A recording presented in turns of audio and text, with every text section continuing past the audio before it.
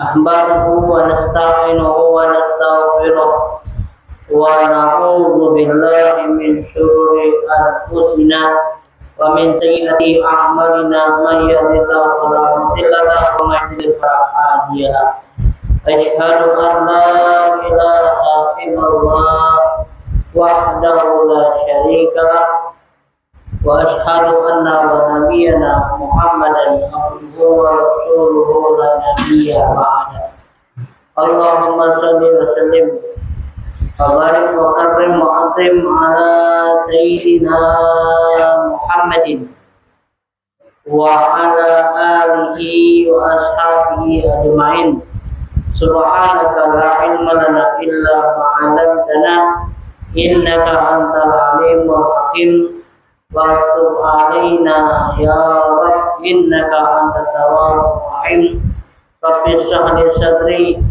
وَيَسِّرْ لِي أَمْرِي واحلل عقدة من لساني يفقهوا قولي وثبت لساني واهد قلبي بجاه سيدنا محمد صلى الله عليه وسلم. Alhamdulillah summa alhamdulillah, kalimat yang selalu kita ucapkan ketika kita mendapatkan nikmat Allah Subhanahu wa taala sebagai tanda syukur kita kehadiran Allah Subhanahu wa taala. Dan sejatinya kita pun harus melakukan seperti itu karena kita adalah hamba Allah yang tidak pernah luput daripada nikmatnya. Dari kita membuka mata sampai kita memejamkan mata kita, maka kita selalu dalam keberadaan diberikan nikmat oleh Allah Subhanahu wa taala.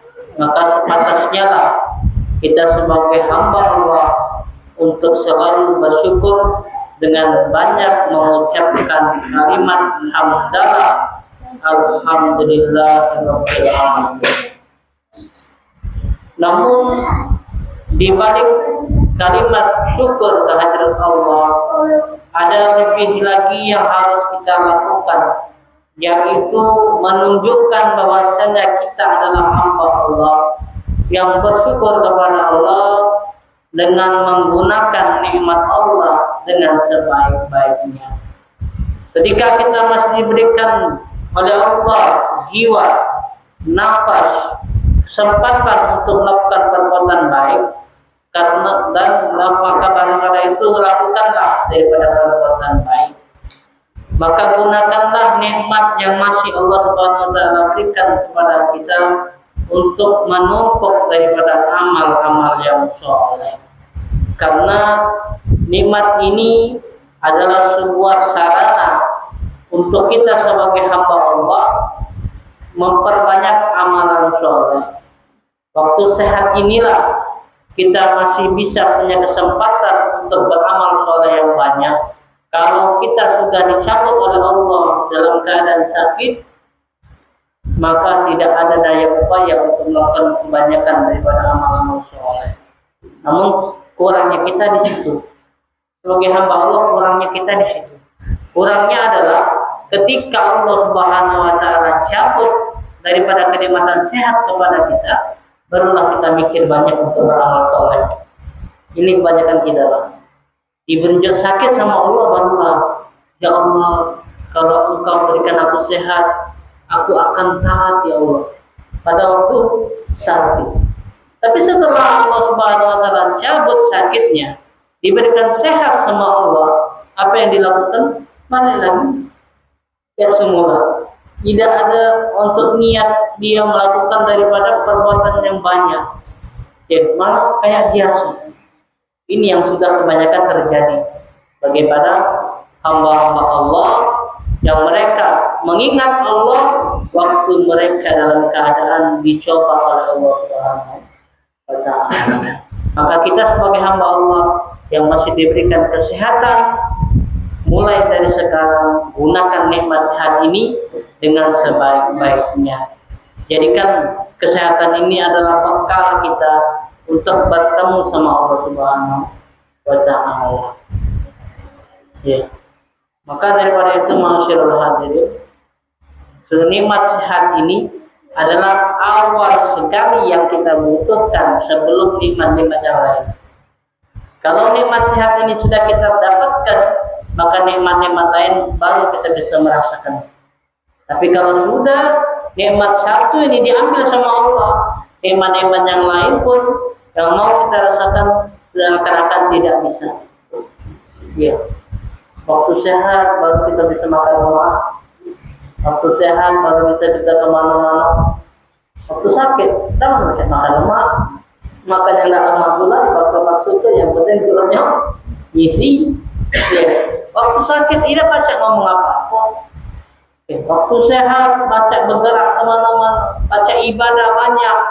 Waktu sakit, nah ibadah lagi, tidak puas. Maka itulah kita gunakan nikmat sehat ini dengan sebaik-baiknya supaya apa? Supaya bekal kita nanti untuk bertemu sama Allah Subhanahu wa Ta'ala. Semoga kita dijadikan oleh Allah Subhanahu wa Ta'ala sebagai golongan yang selalu bersyukur kehadiran Allah Subhanahu wa Ta'ala. Amin amin ya rabbal alamin.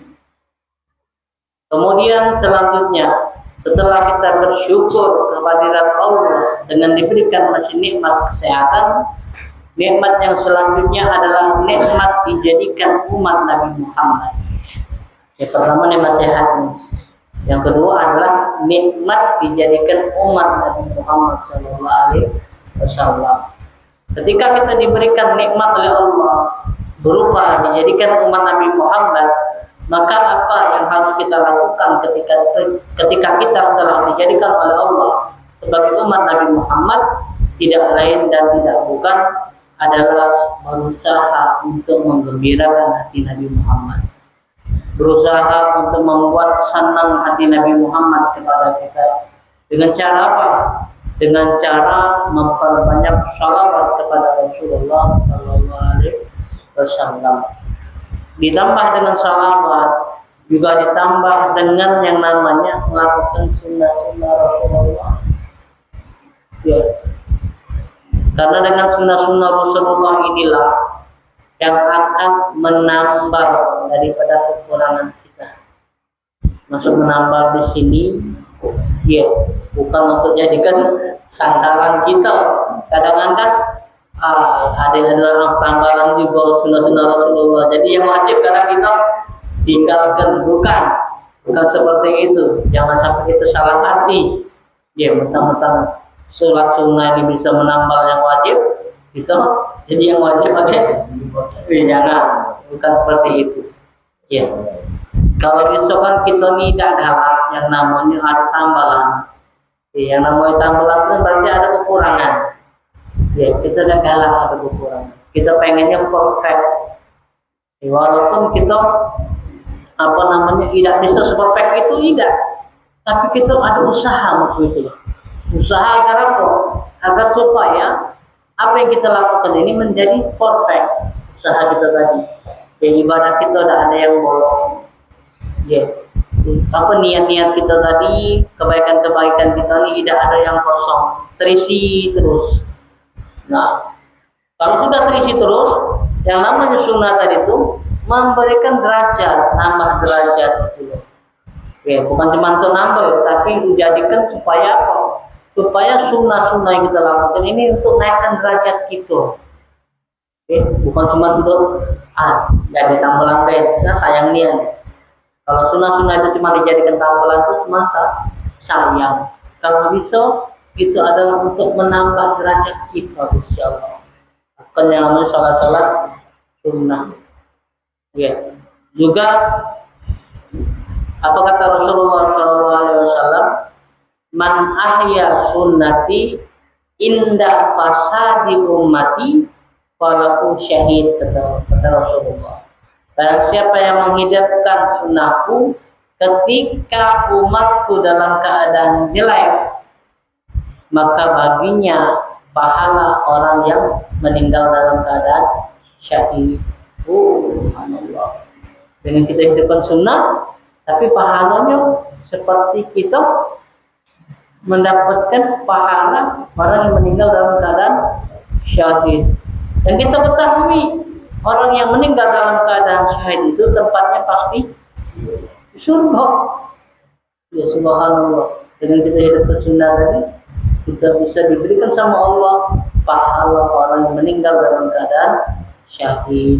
Ya, harapan kita bersama, kita sebagai umat Nabi Muhammad, selain memperbanyak shalawat kepada Rasulullah, kita juga usaha untuk memperbanyak menghidupkan kembali sunnah-sunnah Rasulullah SAW agar kelak nanti di padang mahsyar kita adalah umat yang dikenal oleh Allah, dikenal oleh Rasulullah dengan banyaknya shalawat kita kepada beliau, dengan banyaknya kita melakukan sunnah-sunnah beliau, hingga insya Allah dengan keberkahan kita bersalawat kepada Rasulullah dan memperbanyak melakukan sunnah-sunnah Rasulullah, kita akan dikumpulkan kembali oleh Allah Subhanahu wa taala menuju ke surganya Allah Subhanahu wa taala dengan berkat syafaat Nabi Muhammad sallallahu alaihi wasallam. Amin amin ya rabbal alamin. Ma'asyiral hadirin yang dirahmati Allah Subhanahu wa taala, kemarin pelajaran kita sampai ke dalam pembasuhan mata kaki, basuh kaki. Yang kanan sudah diberitahu doanya, yang kiri juga sudah dikasih tahu doanya.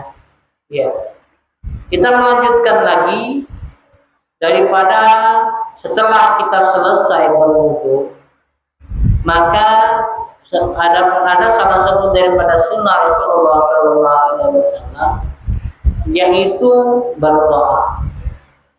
Doa sehabis wudu. Maka Imam Ghazali mengatakan dalam kitab ini, ketika kita selesai melakukan wudu, warfa'ul ma ila anshafi sakin wa ra'at ikrar salah sampai jami'a alika pada marata min wudu farfa wasaraka ila sama. Ketika telah selesai daripada kalian berwudu, kata Imam Ghazali, maka angkatlah pandanganmu ke langit. Angkat. Kalau kita macam ini kan agak susah, jadi angkatlah sekalian kepala. Kalau macam ini kan agak susah, kan? Angkatlah. Kalau di sini kata beliau, angkatlah pandanganmu ke langit. Kita disuruh mandang ke langit. Tangan macam ini bukan, tapi juga pandang ke langit. Dan disuruh berdoa di sini. Apa doanya? Makanya Al-Baqir kadang ketika doa kita ini maknanya sama, namun cuma agak beda doanya, baik. Kalau pengertiannya sama-sama doa habis wudu, namun agak pengertian beda maknanya, baik. Di sini dikatakan, Imam Ghazali mengatakan, ketika kita selesai berwudu, angkatlah pandanganmu ke langit dan ucapkan asyhadu an la ilaha illallah wa la syarika lah wa asyhadu anna Muhammadan abduhu wa rasuluh. Subhanakallahumma wa bihamdika asyhadu an la ilaha illa anta al-malta sawa'an wa zalamtu nafsi astaghfiruka wa atubu ilaik faghfirli wa tub alayya innaka antal rahim. Ini tambahan. Kalau kita kan langsung Allah maj'alni minat tawabina waj'alni minal mutatahhirina waj'alni min ibadikas sholihin. Itu doanya. Itu doa yang pendek. Imam Ghazali cuma nambahkan di situ kayak asyhadu an la ilaha illallah wa la syarika lah wa asyhadu anna Muhammadan abduhu wa rasuluh. Subhanallahumma wa bihamdika asyhadu an la ilaha illa anta amiltu sawa wa zalamtu nafsi astaghfiruka wa atubu ilaik. Itu tambahannya.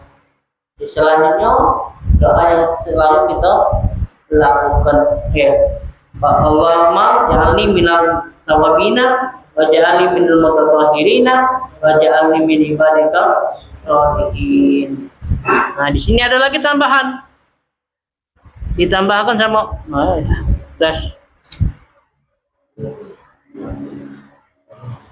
ditambahkan sama beliau, Apa tambahannya? Tambahannya adalah waj'alni syakuran syakuran waj'alni azkuruka dzikran katsiran wa asbahuka bukratan wa asila. Ya, agak panjang. agak panjang. Namun itulah cuma tambahan baik. Kalau misalnya bisa untuk melakukan doa yang panjang macam ini, yang penting jangan pernah lupa. Ya, itu deh. Bukan habis wudhu ngaca langsung sholat. Bukan. Ya, jangan tinggalkan. Ya, jangan tinggalkan doa habis wudhu. Ya, karena kalau kita memahami maknanya, ya Allah jadikan aku orang yang bertaubat, golongan orang-orang yang bertobat, dan jadikan aku golongan orang-orang yang bersuci atau orang-orang yang suci, dan jadikan aku golongan hambamu yang soleh. Ya. Kita melalui maknanya ini sudah menjadi harapan kita. Orang yang bertobat kita tahu tempatnya di mana. Orang yang suci kita tahu tempatnya di mana. Apalagi orang yang soleh kita tahu tempatnya di mana. Dijanjikan Allah bagi orang-orang yang suci, orang-orang yang soleh itu kan sudah diberikan sama Allah tempat, yaitu di surganya Allah. Nah, kita berharap ketika kita sudah bersuci, ya kita berharap kepada Allah, Allah Subhanahu wa taala jadikan kita daripada golongan ini, golongan orang yang bertobat, golongan orang yang suci, golongan orang-orang yang soleh. Ya, itu harapan kita. Nah, di sini tambahkan lagi cuma sedikit. Dan jadikan aku orang-orang yang sabar. Waj'alni syakuran. Jadikanlah aku golongan orang-orang yang sabar, syakur, orang-orang yang bersyukur. Waj'alni azkuruka dzikran katsiran, dan jadikan aku adalah orang yang selalu zikir kepadamu. Ya, minta supaya Allah Subhanahu menjadikan kita golongan orang-orang yang berzikir dan selalu bertasbih pada waktu pagi dan sore. Bukan pagi wasila sore. Nah, jadi subhanallah doa-doa ini. Ya. Tambahannya, masya Allah. Namun kalau kita belum terbiasa baik doa-doa yang ditambahkan sama Imam Ghazali ini, yang penting itu tadi. Jangan lupa yang tiga ke ini. Allah waj'alni minat tawabina, waj'alni minal mutatahhirina, waj'alni min ibadikal sholihin. Tiga ini jangan pernah lupa doanya subhanallah. Nah, di sini ditambahkan. Apa kata beliau? Yang dari awal kita pelajari tentang doa-doa ketika kita wudhu. Apa faedah yang kita dapatkan? Kata Imam Ghazali, "Faman qala hadhihi da'wa fi wudu'ihi, rajat qadayahu min jami' a'dha'ihi wa khatama 'ala wudu'ihi bi khatam wa rafa'ahu tahta arsh. Falam yazal yusabbihullah bikatusu wa yaqulu sholat dan yaumil qiyamah." Barang siapa, kata beliau, yang berdoa dengan doa ini dalam wudhunya, maka keluarlah kesalahan-kesalahan dari seluruh anggota tubuhnya. Ya, anggota tubuh kita ini kan kalau yang lakukan maksiat, tangan, kuping, mulut, apalagi mata, kaki, kan? Dan itu semuanya kita sudah lakukan di dalam wudhu. Ya. Waktu kita membasuh wajah, itu kan sudah mencakup mata kena, mulut kena, hidung kena. Ya. Ini sudah mencakup di wajah. Waktu kita membasuh wajah. Ketika kita membasuh tangan, dosa tangan sudah dilepaskan. Ya. Terakhirnya kan kaki. Ya. Ini membuktikan bahwasanya dengan berwudu itu adalah salah satu hal yang untuk menghapuskan dosa-dosa kita. Ya, makanya kalimat itu kan suci. Ya, golongan orang-orang yang suci. Jadi diibaratkan ketika kita sering wudu untuk melakukan ibadah kepada Allah, maka insya Allah dosa-dosa kita ini sudah dibersihkan Allah. Jadi subhanallah, wudhu ini bukan cuma untuk kewajiban baik, tapi juga lebih dalamnya adalah suatu hal yang bisa membuat dosa-dosa kita diampuni sama Allah Subhanahu wa Ta'ala. Jadi bahasa kita ini jangan sungkan-sungkan, jangan malas-malas untuk yang namanya melakukan wudhu. Apapun kegiatan Pak, sebelum tidur wudhu kan, jangan langsung sungkan. Bagus, sebelum tidur tuh bagus dia berwudhu, karena diibaratkan seperti ini. Tidur itu kalau bahasa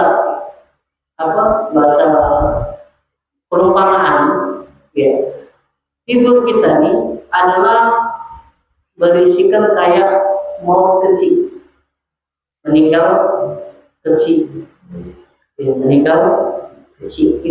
Tidur itu diibaratkan kita meninggal kecil. Kalau kita sudah tahu ketika kita menciumkan mako masih bisa tak malah mulai, maka kita disarankan untuk berwudu. Orang meninggal kan seperti itu, diwudukan, diwudukan. Kalau kita disuruh berwudu, kan itulah tadi tidak tahu lagi. Ketika kita menghadap kepada Allah, itu sudah dalam keadaan suci. Makanya kita kan berharap husnul khotimah. Salah satunya itulah ketika kita meninggal, kita dalam keadaan wudu, insyaallah kita masuk husnul khotimah. Subhanallah. Jadi itulah tadi. Wudu ini memang bahasa kita adalah suatu hal yang menjadi kebiasaan, namun kalau kita lebih resapi lagi, wudu ini adalah suatu hal yang bisa membuat kita dapat kemuliaan juga.